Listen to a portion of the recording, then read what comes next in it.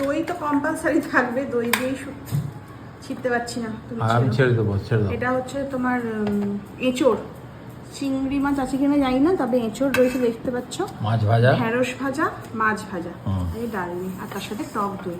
তো আচার নিয়ে আসবো, খাবে নাকি? ঢেঁড়স না একটুখানি আমি আলাদা খাই, তারপরে বাকি রেখে দিই।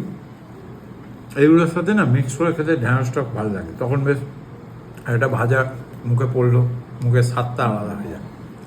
এসব খাওয়ার রেসিপি না কেউ দিতে পারে না। কি রাজীব কাপুর না সঞ্জীব কাপুর, ও পারবে। রাজীব কাপুর, সঞ্জীব কাপুর যদি এই ভিডিওটা দেখে না। সঞ্জীব কুমার ছিলাম জানি, আর নায়ক জানি না।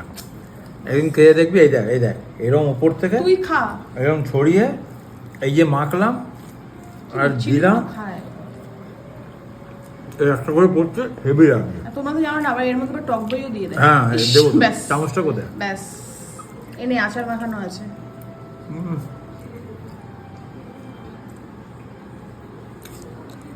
আচার সমেত, আচার টক দই সব মিক্সড, এবার এটাও করে দিলাম।